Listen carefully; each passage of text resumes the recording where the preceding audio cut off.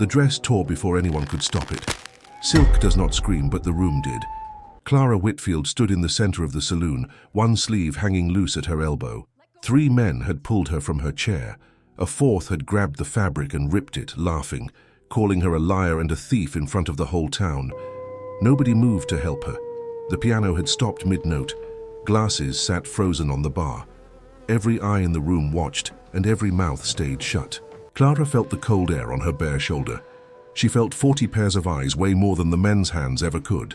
Somewhere behind her, a woman she had known for years looked away first. Shame has a sound. It is silence, stretched too long, in a room that should have spoken. Then the front door creaked open and a stranger stepped inside. He wore no badge and carried no name anyone recognized. Dust covered his boots from a long ride. His eyes moved once around the room, cataloging every threat before he spoke a single word.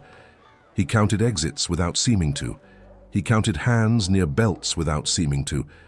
Years on hard roads had taught him that a room could turn violent before anyone raised their voice. He walked past the bar without a glance at the whiskey. He walked past the gambling table without a glance at the cards. He stopped 3 feet from Clara and the men holding her. "Let her go," he said. His voice was low, almost bored, but it carried through the whole room. The men laughed. One of them, a broad-shouldered rancher named Cole Denning, spat on the floor near the stranger's boots. "This ain't your business, mister." The stranger reached behind him without hurry and turned the key in the saloon door. The lock clicked shut. "It is now," he said. 2. World-building Larkspur County sat on the edge of nowhere, a town built from stubbornness and dry wood. Its main street ran 300 yards from the church to the livery stable, and everyone knew everyone else's business before breakfast ended. Wagons rattled past the general store every morning, hauling grain toward the new rail depot the county had promised for 2 years. Dust settled on every windowsill by noon, no matter how often it was swept away. The church bell marked the hours louder than any clock. Farmers set their days by it, and gossip set its pace by it too, spreading fastest right after Sunday service, when half the town stood together on the church steps with nothing to do but talk. Rumors moved faster than horses in Larkspur. A whisper started at the general store could reach the schoolhouse by noon, and the saloon by supper, growing teeth along the way. 3 days earlier, someone had accused Clara Whitfield of stealing money from the town's church fund. No one had proof. No one needed proof. The accusation alone was enough to turn neighbors into judges. By the 2nd day, the butcher had stopped saving her the good cuts of meat. By the 3rd day, 2 of her regular customers had cancelled their dress orders without explanation. Larkspur did not need a trial to hand down a sentence. Clara's father had died 2 winters back, leaving her the family's small dress shop and a mountain of debt. She sewed from sunrise to midnight 6 days a week, trying to keep the shop from collapsing under her. She kept his old measuring tape hanging by the door, worn soft at the edges from years of use. She kept his ledger too, its pages full of numbers she still didn't fully understand. Promises she was determined to keep anyway. She had never touched a coin that wasn't hers. Still, she understood how Larkspur worked. A woman alone, running a business without a husband's name attached to it, had always been an easy target for suspicion. It took only one accusation to undo years of quiet, careful trust. She had heard the whispers grow louder each day, watched neighbors cross the street rather than meet her eyes. By the 3rd evening, she had stopped expecting anyone to speak up in her defense. But truth moves slower than gossip, and by the time the stranger walked into the saloon, half the county had already convicted her in their minds. 3. Protagonist. Clara did not cry in front of them. She had promised herself that months ago, the day her father's casket left the house. She held her torn sleeve against her shoulder and looked straight ahead, refusing to shrink. Her hands trembled, but her spine did not. She had grown up sewing hems and mending fences with the same steady patience. She believed that hard work eventually earned respect, even in a town quick to forget kindness. Her mother had died when Clara was 12, leaving her father to raise her among bolts of fabric and spools of thread. He taught her that a straight seam took patience, and patience took character. She had carried that lesson into every part of her life since. She remembered the years before the debt, when neighbors waved from their porches, and children ran to greet her on the road. She remembered feeling briefly like she belonged somewhere. Tonight that belief had cracked. Tonight she stood alone in a room full of people who once smiled at her in church. She thought of her father's voice, steady even in hard winters. "Hold your back straight, Clara. Let them see you didn't break." She held on to those words now like a rope over open water. She did not know the stranger's name. She did not know why he had stopped. But for the first time in 3 days, someone in that room had looked at her like a person instead of a rumor. 4. Second protagonist. The stranger's name was Silas Cole, though almost nobody in Larkspur would learn it that night. He had ridden through a dozen towns like this one, towns that judged first and asked questions never. He carried a revolver on his hip and a heavier weight behind his eyes, the kind that comes from watching too many people get hurt while good men stayed quiet. Silas did not believe in staying quiet anymore. Years ago in another town, he had watched a crowd turn on an innocent man. He had said nothing. The man had hanged before the truth came out. Silas had worn that silence like a brand ever since. He had left law work not long after, unable to trust a badge that let good people die for lack of a single voice speaking up.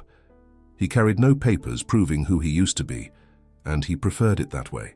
Since then he measured every town by a single question: would anyone here stand up if the truth cost them something? Most towns failed that question quietly, without ever knowing they'd been asked. He was not looking for trouble in Larkspur. He was passing through, nothing more.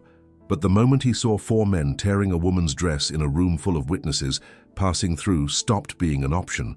Something in her expression reminded him of the man he had failed to defend all those years ago. He would not make that mistake twice, not while he still had breath and a steady hand. 5. First encounter. "Get out of the way," Cole Denning said, stepping closer. Silas did not move. "You don't know this woman," Denning said. "She stole from the church. Everybody knows it." "Everybody heard a rumor," Silas said. "That's not the same thing." Denning's hand drifted toward his own holster. The room went silent enough to hear the wind outside. "You want to draw over a seamstress?" Silas asked. His tone never rose. "Think about what that says about you." Denning's hand stopped. Pride kept it hovering, but sense kept it still. A second man, older, with a preacher's collar half hidden under his coat, stepped forward instead. "This is church business, stranger. The fund is short $40, and she's the only one who had reason to touch it." $40, Silas repeated. "You tore a woman's dress in front of the whole town over $40 you can't prove she took." The preacher's face reddened, but he had no answer ready. "Somebody said it happened," Denning muttered. "That's usually enough round here." "That's the problem," Silas said, "not her."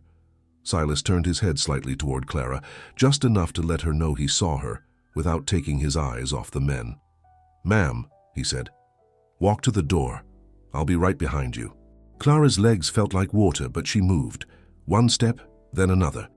The crowd parted the way water parts around a stone, reluctant and slow. Somewhere behind her, she heard Denning mutter a curse under his breath, too proud to apologize and too outmatched to stop her. No one else in the room dared to speak. The silence that had condemned her minutes earlier now covered her exit instead, and for once, it felt almost like protection. 6. Micro-victories, they made it to the back hallway before anyone tried to stop them again.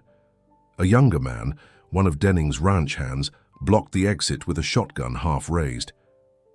"She ain't leaving till she confesses," he said, voice cracking with nerves he tried to hide.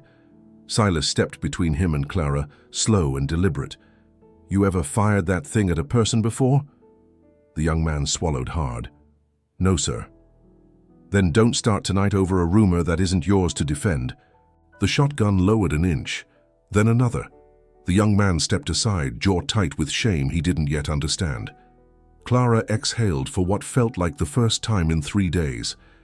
Outside, the night air hit her face like cold water. She looked at the stranger beside her.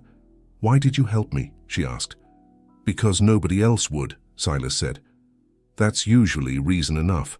Clara wrapped her arms around herself, suddenly aware of the torn sleeve again, of the cold, of how far her small shop still was from where they stood.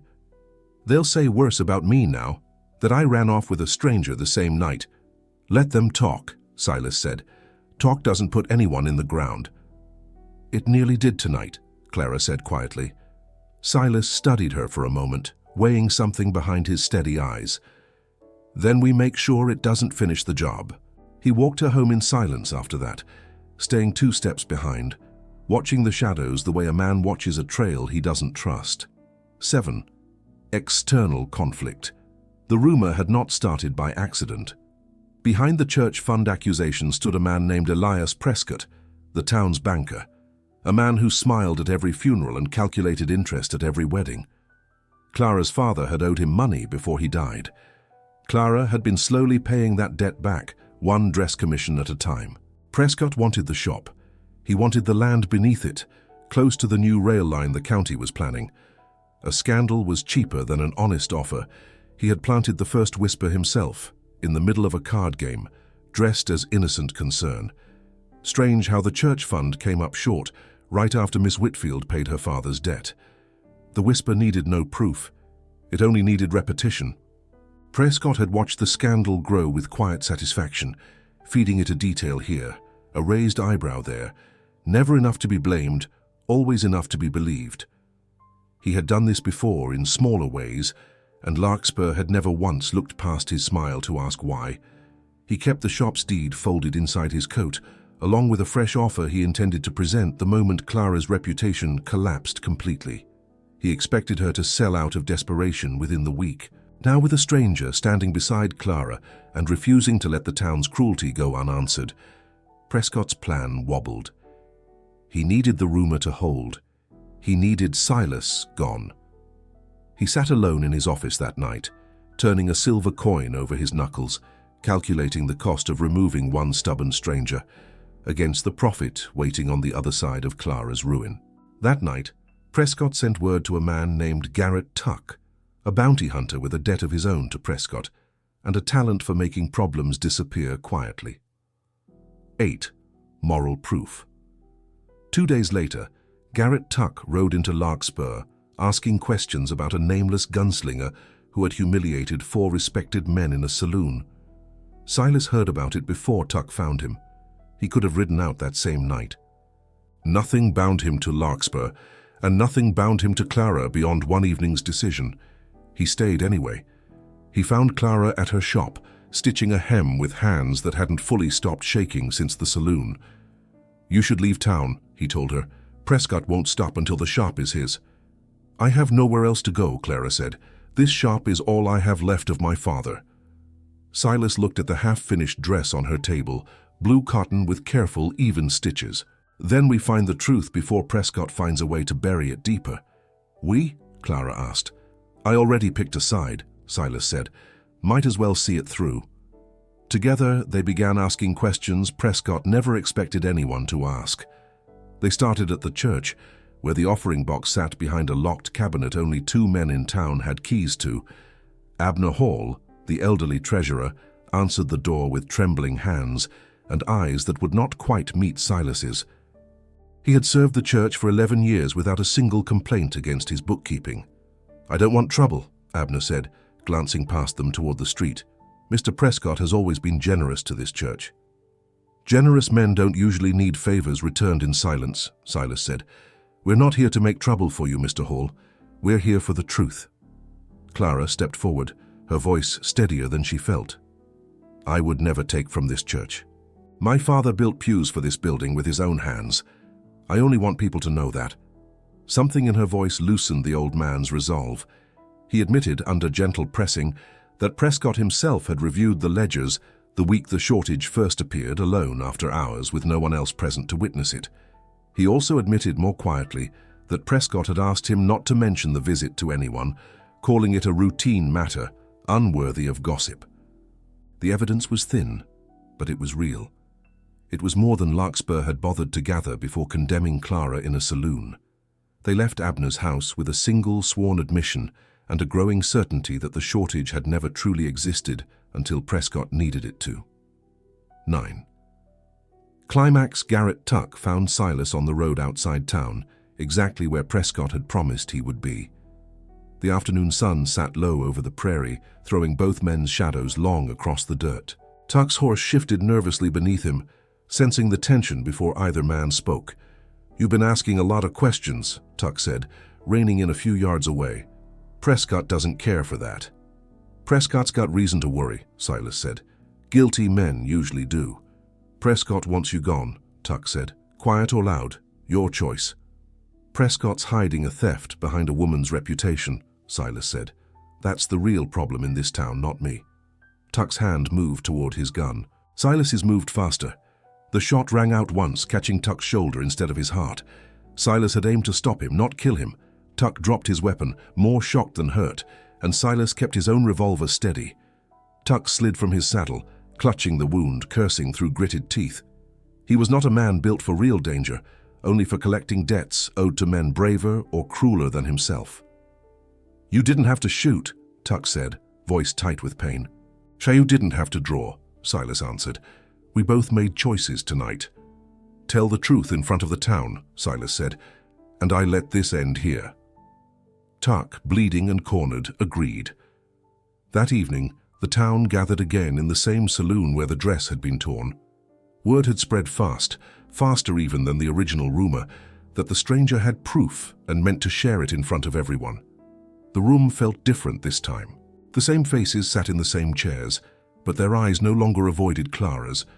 Something in the air had shifted since the night her sleeve had torn. Tuck spoke first, his shoulder bandaged, his voice rough but clear enough for the whole room to hear. He admitted Prescott had paid him to run Silas out of town, quiet or otherwise, before the truth could surface. A murmur moved through the crowd, low and disbelieving. Denning, seated near the bar, would not meet Clara's eyes. Then Abner Hall stood, his hat in his hands, and admitted what he had seen in the ledgers, and what Prescott had asked him to keep quiet. Prescott tried to leave through the back door. Silas was already standing there. "Sit down," Silas said. "Let them hear it from you too." Prescott sat. The confession came slow and bitter, but it came. He had moved the funds himself and blamed the shortage on Clara to force her into selling the shop, hoping to profit from the coming rail line before anyone noticed. He tried briefly to soften it, to call it a misunderstanding rather than a theft. The room did not accept the softening. Too many of them remembered the sound of silk tearing to accept anything less than the truth. The room that had judged Clara in silence now sat in a heavier, more honest silence. Some faces held shame. A few held something closer to grief, the kind that comes from realizing how easily cruelty can wear the shape of certainty. 10. Epilogue. The county returned the church fund the following week, along with a formal apology posted outside the general store, signed by half the town. Prescott's bank passed to new management within the month. He left Larkspur before the first snow, taking little with him beyond the weight of what everyone now knew. Clara reopened her shop with new curtains and a steadier heart. Customers who had once whispered about her now stopped to apologize in person, awkward and quiet, the way people are when shame finally catches up with them. Denning was among them. He stood in her doorway one afternoon, hat in hand, and said only, "I was wrong and I'm sorry for it." Clara accepted the apology the same way her father had taught her to accept difficult things, plainly, without cruelty, and without forgetting. Silas stayed in Larkspur longer than he had stayed anywhere in years. He never asked for thanks, and Clara never offered pity. What grew between them instead was steadier than either, a quiet respect built from a night when one person chose to act instead of stay silent. Weeks later, Clara handed him a small parcel wrapped in blue cotton, the same fabric from the dress she'd been stitching the day he found her at the shop. Inside was a new shirt, carefully sewn, sleeves reinforced twice at the seams. "So it won't tear," she said, "no matter who tries." Silas almost smiled. Almost. He stayed through the winter, taking on small jobs around town, mending fences and roofs the way Clara's father once had. He stayed through the spring, when new grass finally covered the road out of Larkspur. By spring, half the town had stopped calling him the stranger and started calling him by name. Children waved at him from porches he once passed through unnoticed. Even Denning nodded to him now, without needing to be asked twice. Clara found in time that the silence between them said as much as any conversation. They walked the same roads often, sometimes with words, sometimes without. Both grateful the town no longer required either of them to explain themselves. Some doors, once locked against cruelty, never need to be locked again.